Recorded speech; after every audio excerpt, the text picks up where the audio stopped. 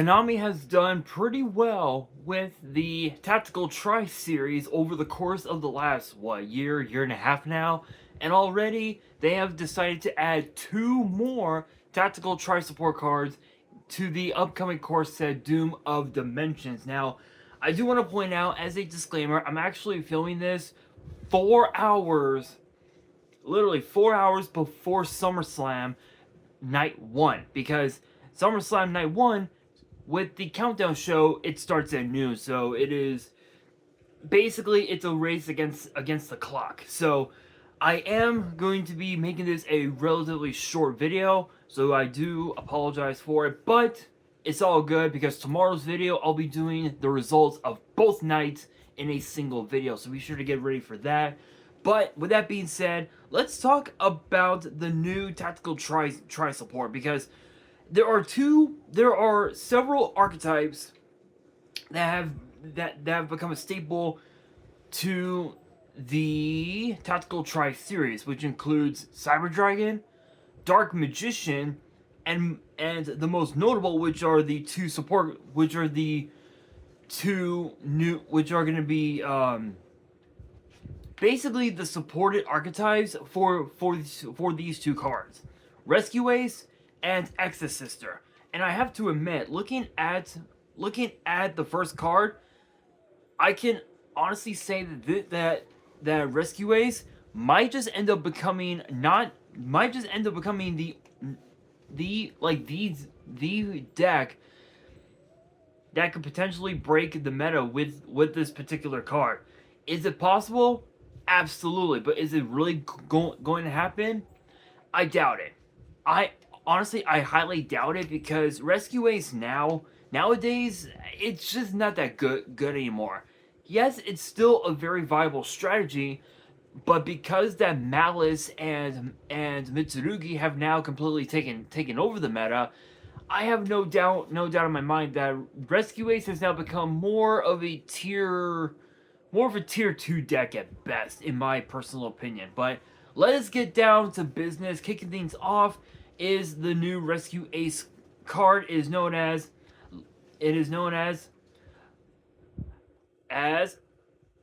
Leviathan, the Burning Blade.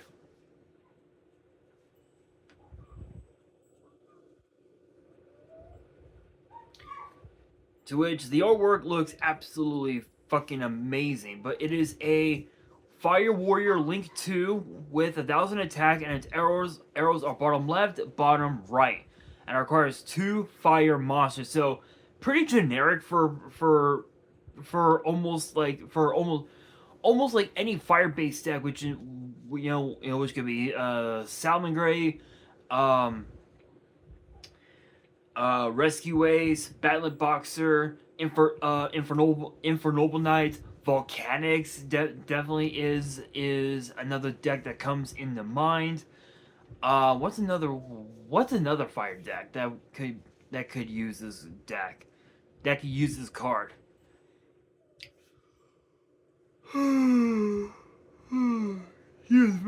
Excuse me.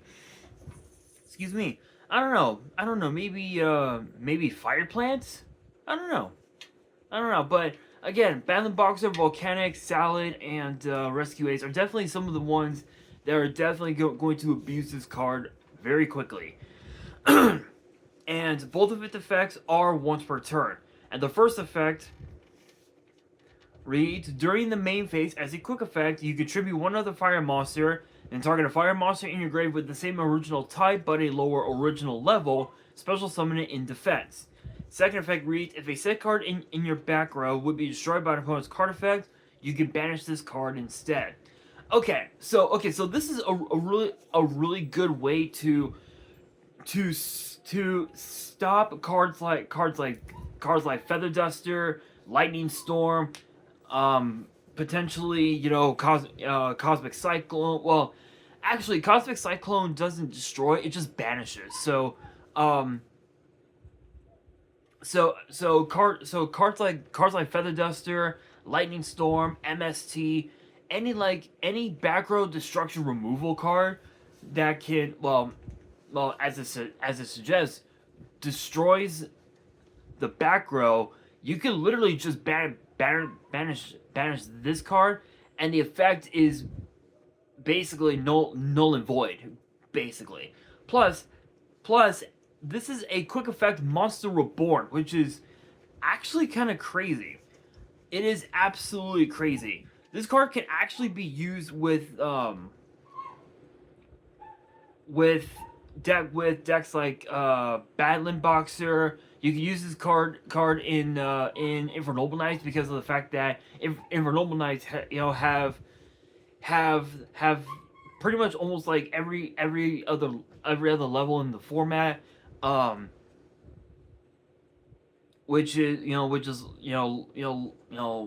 1, level 2, level 3, so and so on and so forth. So Infernal Knights can really abuse this card as a way to extend into some of the extra synchro plays, exceeds plays that you may have at your disposal. Plus if you're able to if you're able to summon 2 level 4 monsters in a single turn, which is pretty common nowadays, you can overlay them into a Baguska and force your opponent to just scoop like right off the bat, which can be very annoying. So this card is definitely gonna be annoying in decks like Battling Boxer, Rescue Ways, but more specifically Infernal Knights. Again, because of the fact that this card acts as an extender, and you're pretty much able to go into even more of your plays depending on what the rest of your hand looks like, which is absolutely insane.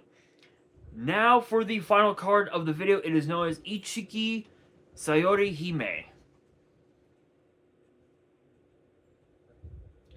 To which I'm actually going to...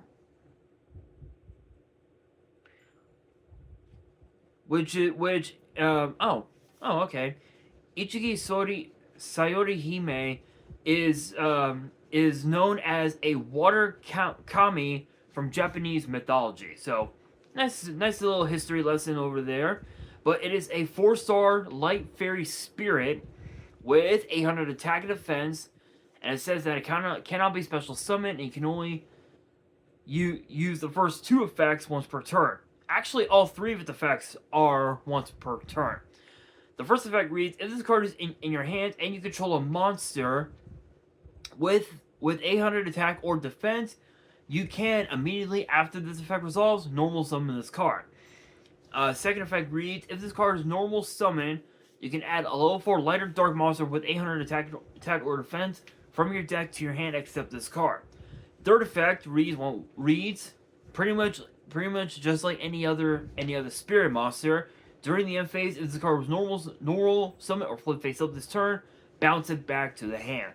Okay, so again, so the spirit decks, we know that the spirit decks didn't really do so well back in the day, mainly because of the fact that with each summon, you're basically being forced to bounce it back to the hand, and the only way that you could keep all of your cards, all of your monsters on board, is if you set them face down, to which next turn, if those monsters even got a next turn, you would be able to flip and face up and then combo into your synchro plays, your link plays, or whatever you may have at your disposal, which was a bit of a downgrade to for the spirit for the spirit archetype. But I feel like if the archetype got a card where it says that you can normal summon an X amount of times in a single turn, I feel like the deck would have been really good. But this card can be used in Exorcister, mainly because of the fact that the fact that there's a couple of Exorcister monsters that have at least 800 defense or attack, And so by that logic, you're able to normal summon this card directly to your board, which gives you your Stratos, if you will. So this card basically acts as a Stratos, but a much more weaker Stratos in my personal opinion. I will say, I think this card definitely has a lot of promise, but it's almost a foregone conclusion. I really don't think it's gonna be that good. In Exorcister, I think mainly just because of the fact that the Exorcister archetype what was better off on its own, like better off as a pure build, kind of like with decks like Volcanic, Dark Magician, Blue Eyes, just to name some of them. I know that Shark is another one that got new support and is a pretty it's a pretty viable strategy, especially on Master Duel with the new support that we got from Rage of the Abyss that we got about a year and a half ago, almost 2 years ago, if I remember correctly. Um, which, to be honest, I have not opened up that box. I wanted to, but they were sold out. But they were sold out by the time by the time I tried to add it to my cart, they were sold out. So unfortunately, it was no longer on the table. But I will say that these two cards, between these two, it's the Link monster that's gonna show more promise, because if this card were to get printed as a secret rare or potentially an ultra rare, you know damn well that that card is going to have a massive impact on the meta.